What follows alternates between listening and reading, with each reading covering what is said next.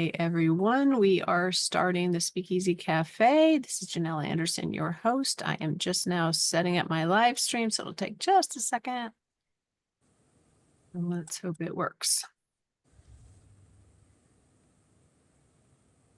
So in case it's already working, hello everybody, good morning, good afternoon, wherever you are in the world. This is Janelle Anderson, and we are doing another episode of the Speakeasy Cafe. And we're going to be talking about stories. Let me make sure this is working. There we go. Awesome. So in the Speakeasy Cafe, we talk a lot about all different kinds of things having to do with speaking, storytelling, running events. And this month we have been on the theme of storytelling. So I have a really cool thing today to share with you on that. And I want to make sure everybody's muted. So we cut out background noise. There we go. Last week, if you were here, I talked about, well, the first week of the month, it was the personal story, your why story. And then I gave you some story structure and elements last week that are really helpful. So this week, we're going to talk about other kinds of stories. There are other kinds of stories other than your own personal story. And they are really great to tell in an event at different points in your event. I don't know if any of you have ever wondered, like, what other stories can I tell in my events, besides just my story. Stories are so powerful because they help people really take in what you're saying and comprehend it and also apply it to themselves. Stories are an illustration of whatever it is you're talking about and teaching people. I know from being an educator for many years that if I just were to teach the lesson and the facts, I would lose those kids pretty quick. So I needed to tell stories and make it come alive for them. And adults, we are not any different, really. People will retain more of what you share with them inside of your events, or if you're on videos or whatever you're doing out there to get your message out there, they're going to retain a lot more of what you share with them if you do it through stories. And also they'll remember you.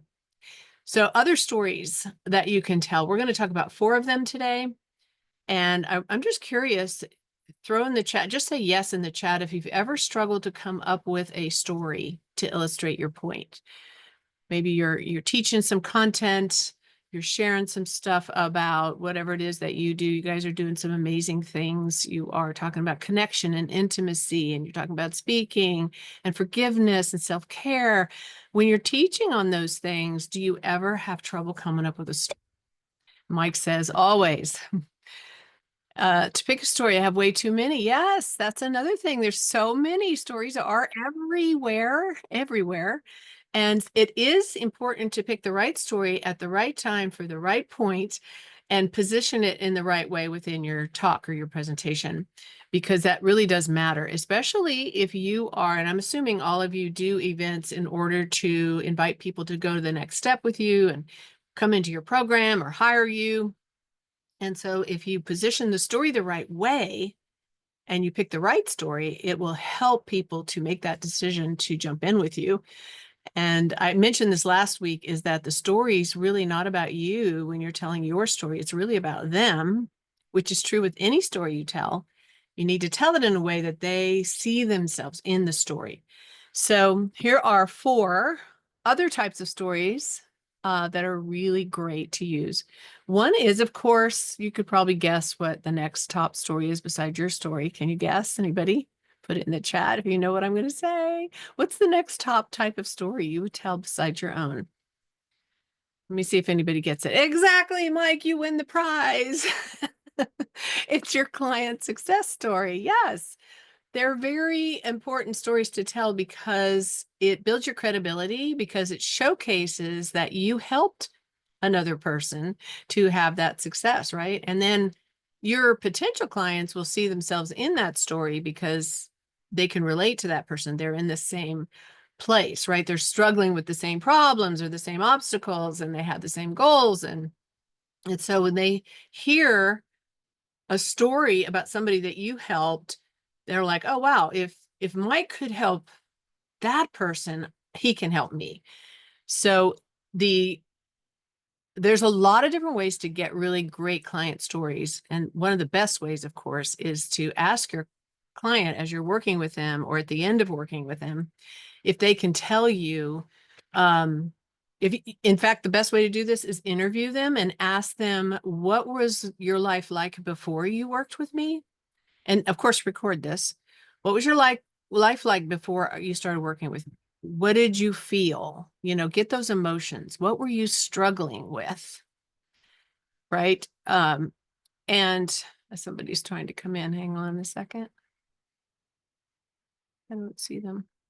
What were you struggling with? What were the things you wanted to achieve that you couldn't achieve because uh, you weren't working yet? Like all of that good stuff. You want to find out what the struggle was, what did they want, what were their emotions that they were experiencing. And then once you get all of that, then ask them, what was the breakthrough moment for you when first of all, when you decided to work with me? What made you decide to choose me to work with me? Because you could have chosen anyone else, a lot of other coaches out there, a lot of other programs. What was it about my program or me? And then ask them what their big breakthrough was as they were working with you, and what is their life like now? And try to get as much tangible results as you possibly can. If you're helping people with making money, that's really easy. How much were you making before? How much are you making now? But things like, one of the things one of you mentioned was you were working with forgiveness, right? Forgiveness and self-care. What was the result of working with you where they worked through that? How is life better for them now? And try to get them to give you as much tangible information as you can. For that one, it might be like, I feel freer. I have this freedom. I'm not carrying this burden of unforgiveness and holding on to grudges, and I'm happier. What are those results, those tangible results that your clients have at the end of working with you? So that's the greatest story, I think, after your own. And here's an example real quick. Like one of my clients felt stuck in her business. She wasn't sure how to attract clients. And then after implementing a simple strategy with me, she landed 3 paying clients. See, that has a tangible result, right? She landed 3 paying clients in 1 week. So it's a really quick, like 2 sentences. You could definitely just throw in a real quick little couple sentences, or you could actually develop the story and tell a little bit more, depending on how much time you have and where you're putting the story within your event. So make a list of some of the people that have worked with you that have had really great results. And if you haven't done this yet, just reach out to them and say, hey, I would just love to have a quick call with you and interview you and just see if you can share some of your journey with me and what your results were so I could use it as a testimonial. Most of them are going to say, yes, totally. And then you have those stories to use. So so important. Capture those client success stories and share them because people will love that. It's called social proof, and it just helps people to decide to work with you. Okay, the next one, and this is something you might not have thought about as far as telling stories in your events and your videos and everywhere. You can tell stories in emails as well. And that is everyday stories, everyday life stories. I call these teachable moments stories. You remember when you were a kid and you would about to do something that you shouldn't do, and your mom or your dad stopped you and said, no, no, no, don't do that. It's dangerous because this and this will happen. Like those moments where something happened and you learned a lesson. You learned a lesson from it. So these are simple, relatable stories. It could be about parenting. It could be about grocery shopping, working out, driving, pets, conversations. Everyday life is full of lessons, right, that you learn, and you can tie them in to your content that you're teaching. And what that does again is it illustrates, it shows people the real life, everyday experience of what it is you're sharing with them, right? So this is an example. This is just an example. It's not mine, but let's say you're at the store and you saw somebody hesitate at the checkout because they weren't sure they could pay, how that could remind you of how often we hesitate in business because we don't feel ready. So with this kind of story, you want to tie it to whatever it is you're teaching in the content. Like it's almost like a metaphor. It doesn't have to be exactly about what you're teaching, but it can be a metaphor for that. Here's another example, and this is real. We have had a lot of problems in our yard with moles.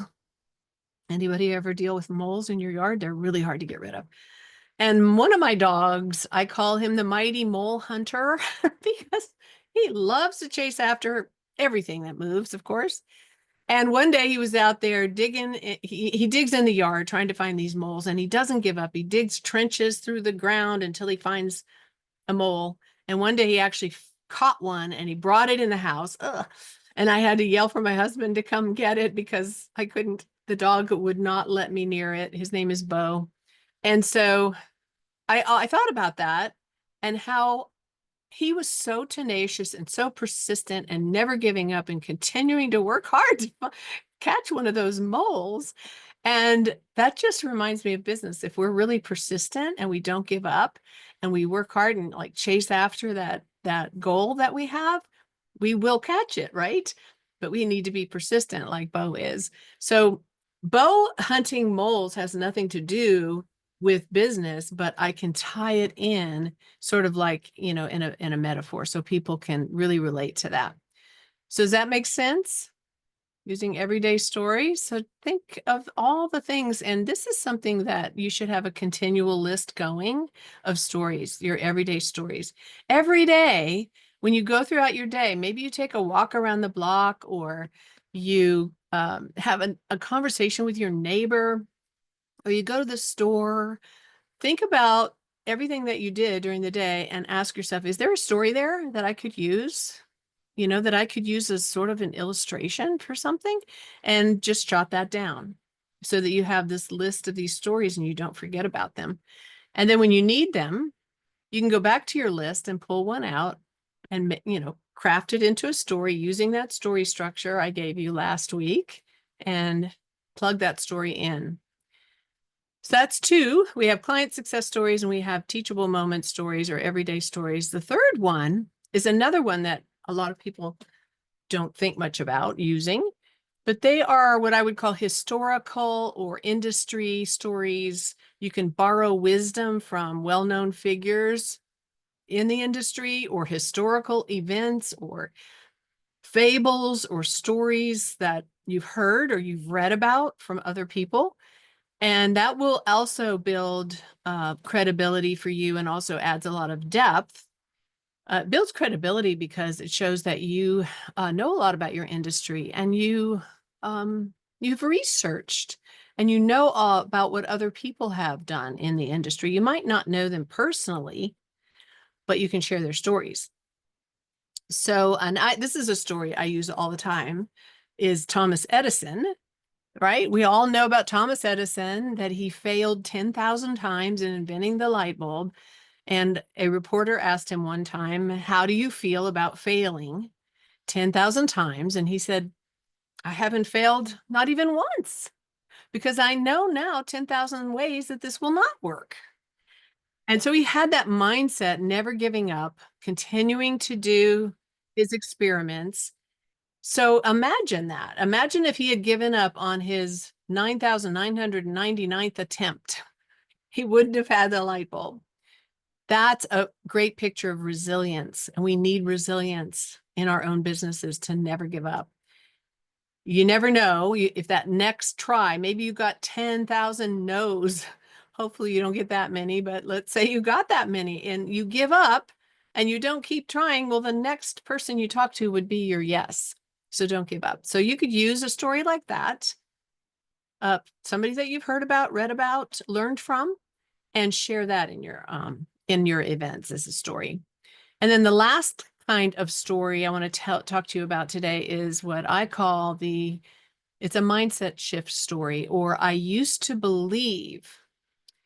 Stories show this growth when you say, I used to believe this, but then this happened, and now I believe this. That mindset shifting, because all of your potential clients have some sort of mindset shift that you can help them with.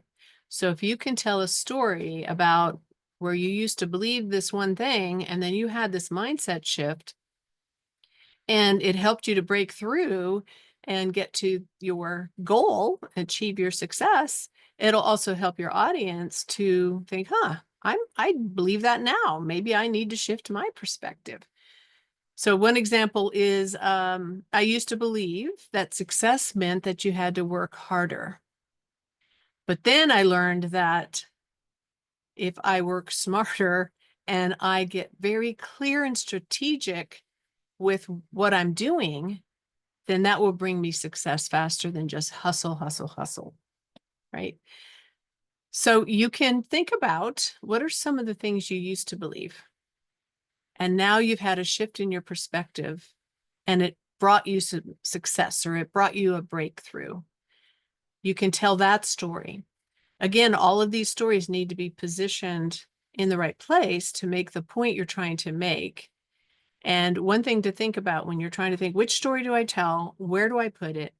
Is ask yourself, what is your potential client or your audience listening to you? What are they likely feeling right now around the topic you're talking about?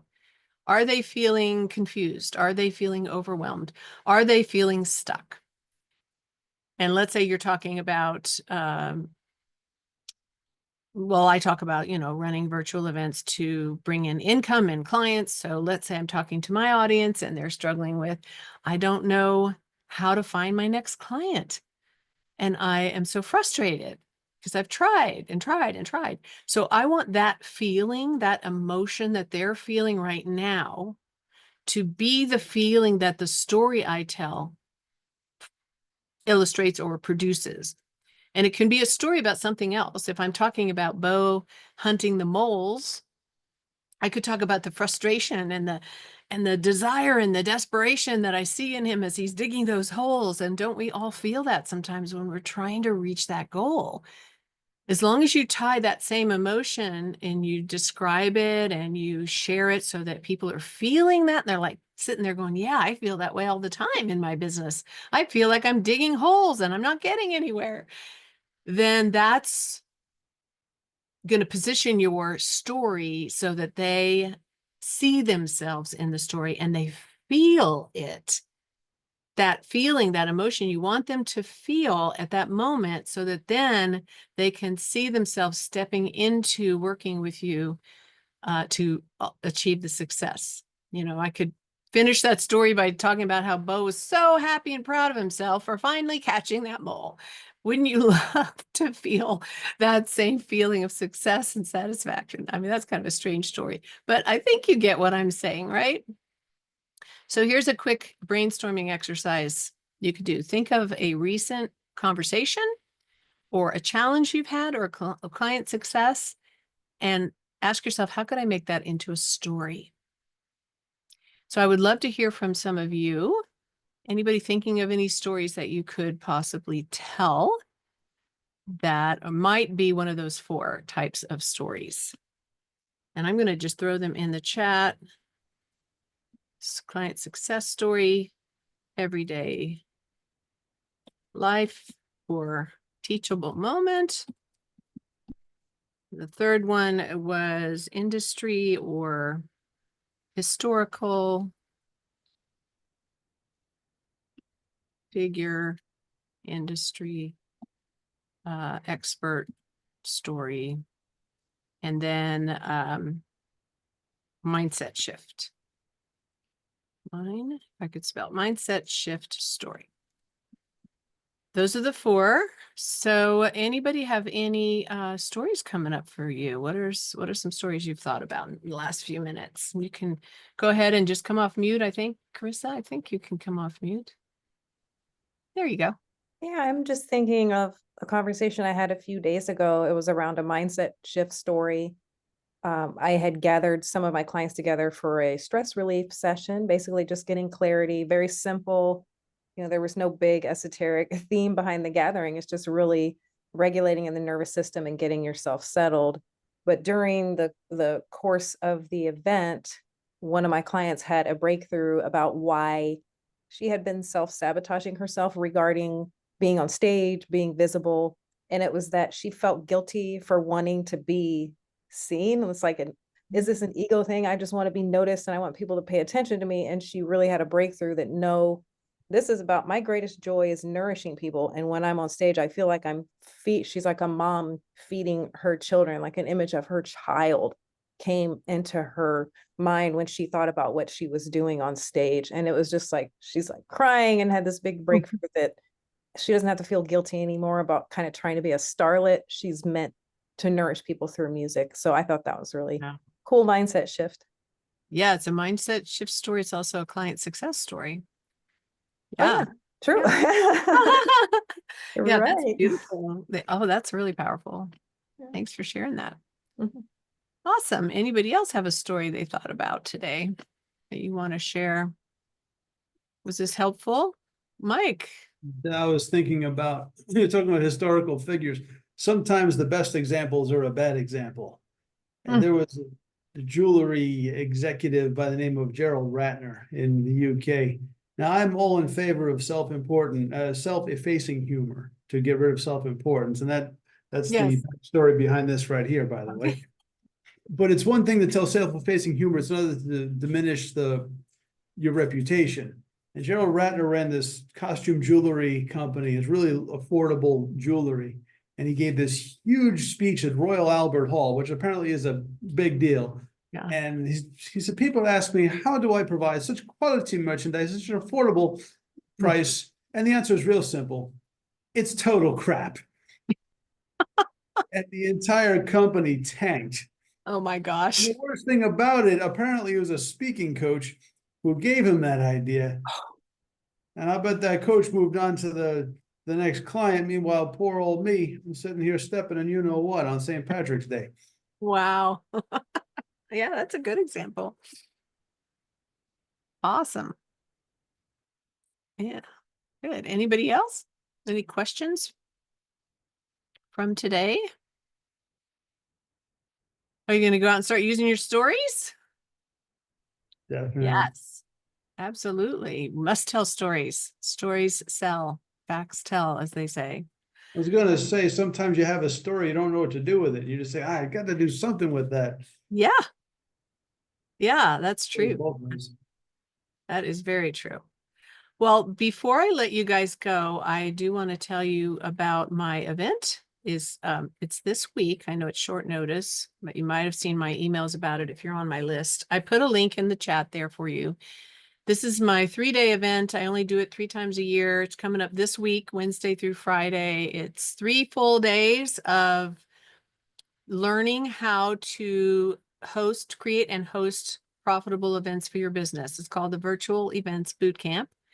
And it's super fun. We're going to do a lot of things together. It's not just you sitting there the whole time. We're going to be working with each other in creative circles. You're going to be going into some breakout rooms with people. You're going to have time to work on all the pieces as I teach them. So I'm going to be teaching you how to put your how to figure out what to do your event on, the topic and the title, and how do you get the right people in the seats, and how do you put together the content? How do you tell your stories? How do you make an offer in an event so that you make money?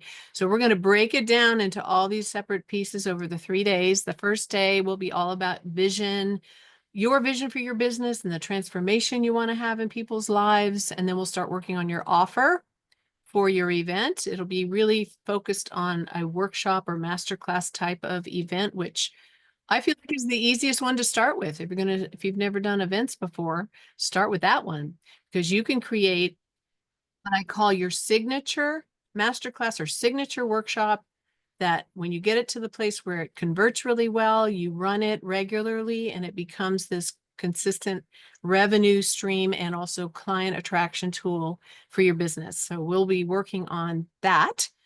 And then a second day, we're going to talk about how to put the content together for your event. And then the third day, we're going to focus on things like how do you promote it, and how do you either behind the scenes kind of managing and facilitating the room, that kind of thing. And I'm going to have a couple of speakers there. We're going to have an awesome time. You're going to have a coaching session.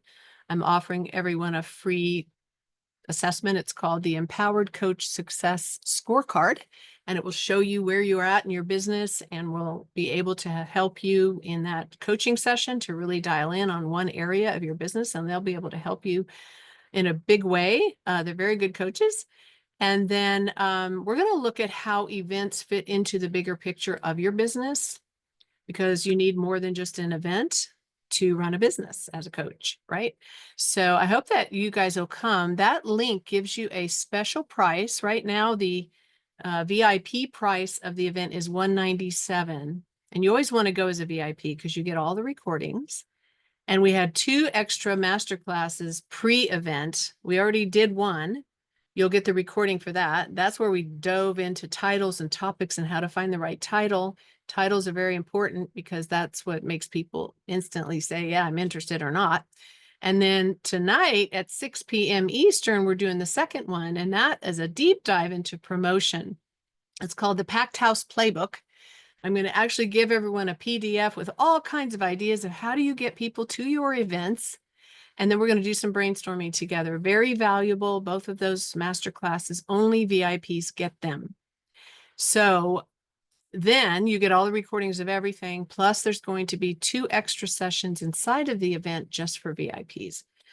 So you want to come as a VIP, and the price right now is $197, but I'm giving it to you at our early bird general admission price, which is not even available anymore.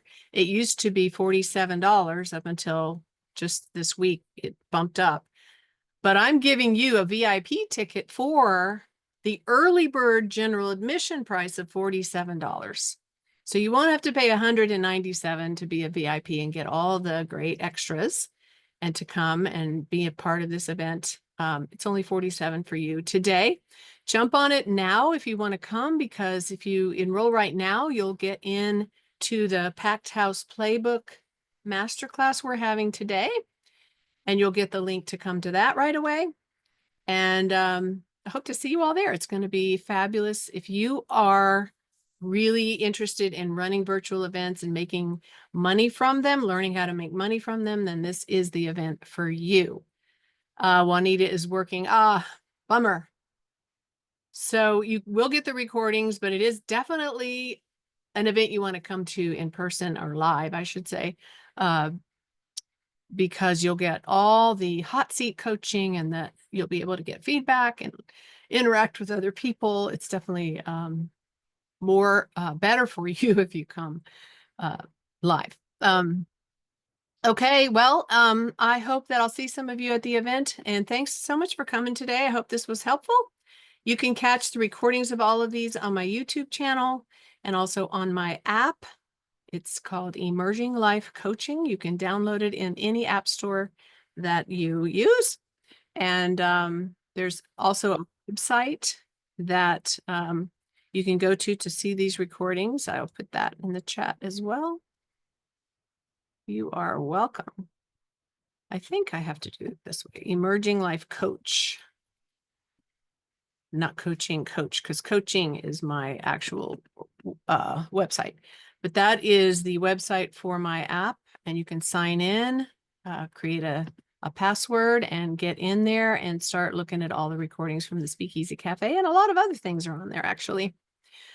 You are welcome. Good to see you all, and I hope you have a fabulous day. Hope to see you guys later. Bye-bye.